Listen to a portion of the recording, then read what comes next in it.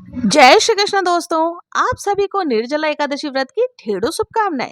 आज के इस वीडियो में हम सब जानेंगे कि निर्जला एकादशी का व्रत कैसे किया जाता है और इस दिन की पूजा विधि क्या रहेगी। साथ ही जानेंगे कि निर्जला एकादशी व्रत के नियम क्या होंगे और इस दिन घड़े का पूजन और घड़े का दान किस प्रकार से किया जाता है। और साथ ही जानेंगे कि इस व्रत के महत्व के बारे में और इससे मिलने वाली अद्भुत लाभों के बारे में। ये व्रत साल की सबसे कठिन एकादशियों में से एक मानी जाती है, परंतु इसका फल सभी एकादशियों में से सबसे ज्यादा श्रेष्ठ होता है। इस व्रत को रखने से श्रद्धा और रुचि दोनों बनी रहती है। तो चलिए वीडियो को शुरू करते हैं और जान लेते हैं सबसे पहले कि निर्जला एकादशी व्रत कब किया जाता है और क्यों किया जाता है। देखिए, ज्येष्ठ मास के शुक्ल पक्ष के एकादशी को निर्जला एकादशी व्रत किया जाता है। इसमें जल तक ग्रहण नहीं किया जाता है, इसलिए इसे निर्जला एकादशी कहा जाता है। इस दिन भगवान श्री विष्णु की पूजन की जाती है। पौराणिक कथा के अनुसार भीमसेन को ये व्रत करने की सलाह महर्षि व्यास ने दी थी। तो चलिए आप जान लेते हैं निर्जला एकादशी व्रत की पूजा विधि के बारे में। देखिए, निर्जला एकादशी के दिन आपको सुबह स्नान आदि से निवृत्त होकर के किसी भी स्थान पर आपको जहां भी पूजन करनी है उस स्थान को साफ कर लेना है और वहां पर आप एक चौकी लगा ले। देखिए, चौकी आप या पाटा जो भी आपके पास है, बड़ा छोटा अपने हिसाब से आप लगा सकते हैं। उसके ऊपर आपको पीले रंग का वस्त्र बिछा लेना। आप चाहें तो पूजा घर में भी ये पूजन कर सकते हैं, यानी अपने घर के मंदिर में भी कर सकते हैं या अलग से चौकी लगाकर। मैंने यहाँ पर चौकी लगा लिया, उसके ऊपर पीले रंग का वस्त्र बिछा दिया है। अब हम तिल का आसन या पुष्प का आसन देते हुए यहाँ पर श्री विष्णु और गणेश जी को भी विराजमान कर लेंगे। देखिए, विष्णु जी के आपके पास जो भी मूर्ति हो, प्रतिमा हो, फोटो हो, जो भी स्वरूप हो, आप उनको ले सकते हैं। अगर आप लड्डू गोपाल का पूजन करते हैं तो लड्डू गोपाल को भी आप पूजन में रख सकते हैं। तो यहाँ पर हमने श्री हरि विष्णु को विराजमान कर दिया है। इनके साथ ही प्रथम पूज्य गणेश जी को भी विराजमान कर दिया है। अब देखिए, गणेश जी की अगर आपके पास मूर्ति नहीं है तो आप सुपारी में मौली धागा लपेट करके भी बना सकते हैं और उनका पूजन कर सकते हैं। तो यहाँ पर इस तरह से हमने सारे भगवान जी को विराजमान कर लिया है।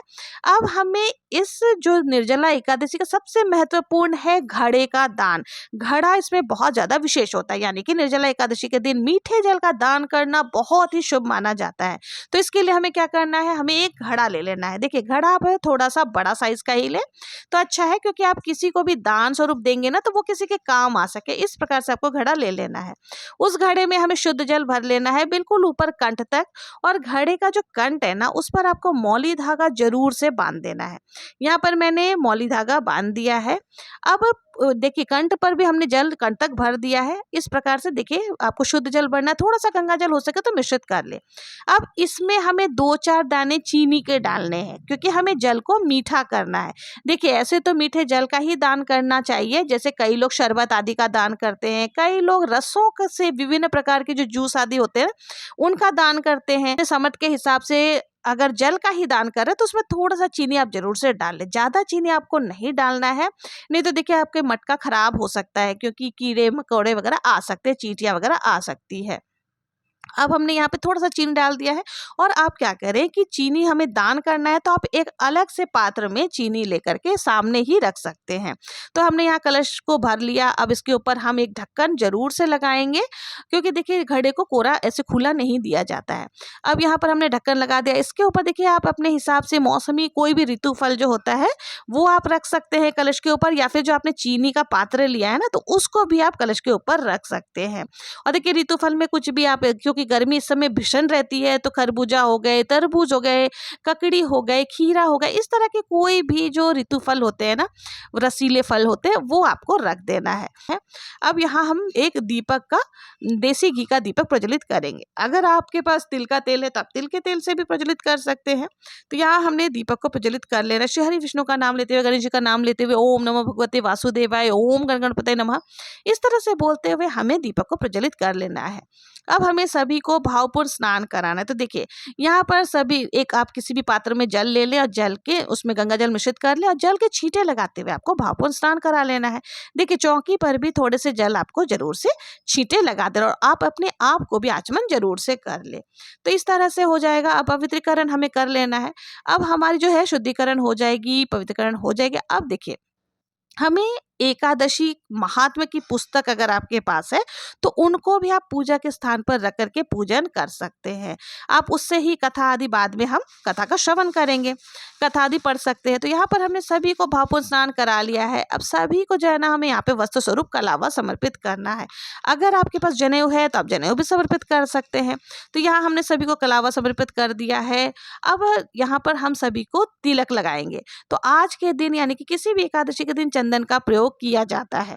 अगर आपके पास हरी चंदन है तो बहुत ही अच्छा, नहीं तो देखिए तुलसी जी की जो सूखी हुई जड़ होती है ना, उसको पीस करके अगर उससे आप चंदन लगाते हैं ना विष्णु भगवान को तो अत्यंत प्रसन्न होते हैं। तो आप हरी चंदन का प्रयोग कर सकते हैं। अगर कुछ भी नहीं है तो आप हल्दी का प्रयोग कर सकते हैं। तो यहाँ पर निर्जला एकादशी हो या कोई भी एकादशी हो, उसमें आप श्री विष्णु को जरूर से तिलक लगाए। अब यहाँ पर सभी को तिलक आदि लगाने के बाद जो है घड़ा हमने लिया था ना, उस पर भी आप चाहे तो देखिए स्वास्तिक बना सकते हैं या तिलक लगा सकते हैं। लेकिन आजकल के लोगों के मन में बहुत ज़्यादा शंकाएं उत्पन्न हो जाती हैं, तो इसलिए स्वास्तिक लगा करके अगर आप देते हैं तो कोई भी कलश को लेने से शायद आनाकानी करे, हिचकिचाते हैं, इसलिए आप छोटा सा तिलक ही लगाएं। इसके बाद आपको क्या करना है, तिलक के पश्चात तिल सभी को समर्पित कर देना है और तिलक के ऊपर हमें तिल भी समर्पित कर देना है। थोड़े से तिल जो है ना आपको, देखिए तिल कोई सी भी आप ले सकते हैं, सफ़ेद या काले जो आपको इजीली मिल जाए वो आप ले सकते हैं। थोड़े से तिल जो है दीपक में जरूर से डालें। ऐसी मान्यता है दीपक में जितने तिल चटकते हैं उतने ही हमारे पापों का अंत होता है, नाश होता है। अब हम सभी को भोग समर्पित करेंगे। तो भोग में देखिए ऋतु फलों का भोग लगाया जाता है, दूध से बनी मिठाइयों का भोग लगाया जाता है, पंचमेवा का भोग लगा सकते हैं, या फिर आप चाहें तो देखिए खीर आदि भी बना सकते हैं। लेकिन खीर आपको जो है पंचमेवा आदि से ही बनाना है, या मखाने की खीर बना सकते, चावल का प्रयोग बिल्कुल भी नहीं करना है। तो यहाँ पर हम गणेश जी को अलग से भोग लगाएंगे, क्योंकि गणेश जी के भोग में तुलसी पत्र नहीं डालते हैं और श्री हरि विष्णु बिना तुलसी पत्र के भोग स्वीकार नहीं करते। तो यहाँ पर जो भी देखिए भोग स्वरूप में आप कुछ भी लगा सकते हैं, ऋतु फल हो गए, खीरा ककड़ी आदि का भोग आप लगा सकते हैं, तरबूज खरबूजा का भोग लगा सकते हैं। तो यहाँ पे मैंने लगा दिया है। साथ ही भगवान जी को भोग में आप तुलसी पत्र जरूर से डालें, और मंजरी युक्त अगर तुलसी पत्र मिल जाए ना तो बहुत ही अच्छा है। ये आप जरूर से एकादशी के दिन श्री हरि विष्णु को समर्पित करें। में एक पात्र में जल भी जरूर से समर्पित करनी है और भगवान से निवेदन करना है भोग प्रसाद को ग्रहण करने के लिए। अब हमें क्या करना है, देखिए अब इत्र अगर आपके पास है तो आप इत्र सेवा जरूर से प्रदान करें। में हमें यथासंभव दक्षिणा जरूर से डालना है, जितना बन पड़े वो दक्षिणा आपको डालना है, क्योंकि देखिए दक्षिणा जो है पूजा में रही कमियों को पूर्ण करती है। निर्जला एकादशी, जैसा कि नाम से ही पता चलता है निर्जला यानी निर्जल रह करके इस एकादशी का व्रत हमें रखना चाहिए। ये बहुत ही ज्यादा कठिन होता है। अगर आप देखिए जब व्रत का संकल्प हम लोग लेते हैं ना, उसी समय हमें मन में दृढ़ संकल्प ले लें कि आज मैं निर्जला एकादशी का व्रत कर रही हूँ या कर रहा हूँ, तो आप प्रभु मेरे व्रत को निर्विघ्न पूर्ण करे। इस तरह से हमें जो है ना संकल्प लेते समय ही प्रभु से निवेदन करना है। और जितना देर हो सके आप अपने देखिए स्वास्थ्य के हिसाब को देखते हुए, स्वास्थ्य को देखते हुए इस व्रत को करें। देखिए कुछ विशेष तिथियों में जैसे एकादशी पूर्णिमा पर तुलसी अर्चन किया जाता है, तो मंजरी वाला तुलसी दल आपको लेना है। मतलब मंजरी अगर है और आपको तुलसी में, तो उसे तोड़िए और 1-2 पत्तों के साथ तोड़ लेना है, और हाथ में तिल लेकर श्री नारायण को ध्यान करते हुए आप 11 मंत्र जाप कर सकते हैं। इसके बाद वो तुलसी उनके चरणों में जरूर से समर्पित कर दें। अब देखिए सबसे गर्म महीना में ये एकादशी आती है, ज्येष्ठ मास में, तो जल के दान के साथ साथ हाथ से बना हुआ पंखा जो होता है यानी बांस का पंखा, वो भी आप जरूर से, जिसे बीजना कहते हैं, दान में देना चाहिए। साथ में आपको जरूर से रख, पूजा के स्थान पर आप इस पंखे को भी जरूर से रख लें। आप चाहे तो वस्त्र आदि का भी दान कर सकते हैं, जैसे अंगोछा हो गया या कोई भी 1-2 मीटर का ये पीला कपड़ा हो गया, सफेद गुलाबी रंग के वस्त्र भी आप दे सकते हैं। थोड़ी सी चीनी आपको जरूर से दान करनी है। इसके साथ देखिए आप दान को कितना भी बढ़ा सकते हैं, जैसे छाता हो गए और भी कई सारी चीजें, कई लोग वाटर कूलर हो गए या फिर पंखा हो गए, इस तरह की चीजें भी दान स्वरूप देते हैं, या फिर जो पानी की मशीनें आती हैं वो सब दान स्वरूप देते हैं। तो आप अपने सामर्थ्य के हिसाब से दान कर सकते हैं। कुछ नहीं तो मैंने जैसे बताया पंखा और मटके का दान यानी कि कलश में जल भर करके दान करना श्रेष्ठ होता है। अब ये सारी चीजें हमें कर लेनी है। इसके बाद देखिए हमें कथा का श्रवण करना है। तो कथा सुनने के लिए हमें क्या करना है, एक कलश में जल ले लेना है, अपने सीधे हाथ में थोड़े से तिल लेकर के हम कथा का श्रवण करेंगे। देखिए कथा पुस्तक से भी पढ़ सकते हैं, और नहीं तो कथा आप मेरे वीडियो के माध्यम से भी सुन सकते हैं। मेरे चैनल पर वीडियो ऑलरेडी अपलोडेड है, या मैं वापस से कथा का वीडियो अपलोड कर दूंगी, आप लोग वहां से सुन सकते हैं। अगर मैं यहाँ कथा सुनाऊंगी तो वीडियो बहुत ज्यादा लंबा हो जाएगा। कथा सुनने के बाद तिल जो है श्री विष्णु के चरणों में हमें डाल देना है और बहुत ही प्रेम पूर्वक हमें आरती करनी है। तो देखिए, आरती आप श्री हरि विष्णु की कर सकते हैं, गणेश जी की कर सकते हैं। आरती करने के बाद हाथ जोड़कर पूजा में रही कमियों के लिए क्षमा याचना कर लेनी है। अब हमें प्रार्थना करनी है कि हमारे घर में सुख शांति समृद्धि बनी रहे और हमारे पूरे परिवार पर आपकी कृपा दृष्टि बनी रहे। इस प्रकार से आपको श्री हरि विष्णु को प्रणाम कर लेना है। देखिए, इस तरह से जो हमारे दिन की पूजा है वो हो जाएगी। जल का जो कलश है वो आपको क्या करना है, जल्दी से जल्दी ही दान आपको किसी को भी कर देना है। देखिए, सुबह सुबह ही ये दान, ये पूजा आदि की जाती है। तो आपको जो जल का लोटा है वो सूर्यदेव को अर्घ्य दे देना है और जो भी सामान हमने दान के लिए निकाला है ना, ऋतु फल हो गए, पंखा हो गए, चीनी वगैरह हो गए, तो इन सबको हमें दान करना होता है। देखिए, दान शाम होने से पहले ही आपको कर लेनी है। अब दान किसको करना है, तो आप किसी भी पंडित को या जरूरतमंद को दान दे सकते हैं।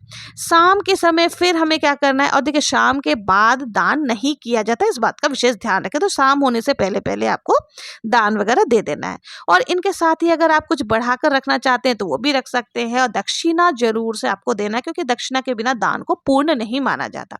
दान की कोई सीमा नहीं होती, आप अपने हिसाब से कितना भी बढ़ा सकते हैं और कम भी कर सकते हैं। अब देखिए, शाम के समय हमें जो भी भोग प्रसाद आदि है वापस से समर्पित करनी है, आरती करनी है। और देखिए, जो हमने सुबह के समय भोग प्रसाद चढ़ाया था वो आप पूरे परिवार जन में बांट सकते हैं।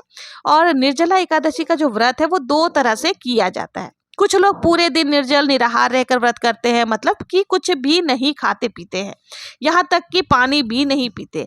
अगर आप इस तरह से व्रत करते हैं तो देखिए बहुत ही अच्छा है। ये व्रत कोई तपस्या से कम नहीं है, क्योंकि ज्येष्ठ के महीने में गर्मी बहुत ज्यादा होती है, तो ये सर्वोत्तम है। निर्जल व्रत रख लेने से पूरे साल की एकादशियों का पुण्य फल आपको एक एकादशी रखने से भी मिल जाता है। लेकिन अगर आप पूरे दिन निर्जल नहीं रह सकते हैं तो आप इस तरह से देखिए, भगवान विष्णु का पूजन कर लें, जल का दान आदि कर लें, बाद में शाम के समय नींबू या आम का शरबत आदि पी सकते हैं, या कोई भी जूस या लस्सी आदि पी सकते हैं। फिर पानी में खाली चीनी या डाल करके, यानी मीठा जल शरबत आदि भी आप ग्रहण कर सकते हैं। इसमें मीठे जल का दान भी किया जाता है, यानी शरबत आदि का दान किया जाता है, और सबसे पहले शरबत ही ग्रहण किया जाता है। अगर आप व्रत ना भी रह पाए तो भी भगवान श्री हरि विष्णु का पूजन जरूर से करें, मीठे जल का जितना हो सके दान जरूर से करें, नहीं तो कम से कम पानी का दान आप जरूर से करें। देखिए, निर्जला एकादशी पर निर्जल व्रत करने से पूरे साल की एकादशियों का व्रत का फल हमें एक साथ प्राप्त हो जाता है। लेकिन अगर आप बीमार हैं, प्रेग्नेंट है, कोई हेल्थ इश्यू है, तो आप निर्जल एकादशी व्रत ना रखें। आप फल और जल के साथ भी व्रत को धारण कर सकते हैं और पूजा विधि बिल्कुल सेम ही रहेगी। आप व्रत कर रहे हैं या ना कर रहे हैं तो भी आप पूजा जरूर से आज के दिन यानी श्री हरि विष्णु की पूजा जरूर से करें, और घड़े का दान यानी जल भर करके घड़े का दान जरूर से करें। निर्जला एकादशी से जुड़ी हुई संपूर्ण सामग्री जो भी इस वीडियो में मैंने प्रयोग की है उसका भी वीडियो जल्द ही चैनल पर आ जाएगा, आप लोग वहां से देख सकते हैं। और साथ ही इस दिन प्यास ना सताए इसके लिए क्या उपाय किया जाता है, निर्जला एकादशी के दिन सुबह से लेकर रात तक के क्या क्या नियम होते हैं, संपूर्ण जानकारी आने वाले वीडियो में आप लोगों को मिल जाएगी। इसलिए अगर मेरे वीडियो में पहली बार आए हैं तो सब्सक्राइब जरूर से करें और ज्यादा से ज्यादा लाइक और शेयर जरूर से करें। मिलते हैं नेक्स्ट वीडियो में किसी और व्रत कथा के साथ, किसी और पूजा विधि के साथ। तब तक के लिए जय श्री कृष्णा, जय श्री हरि विष्णु।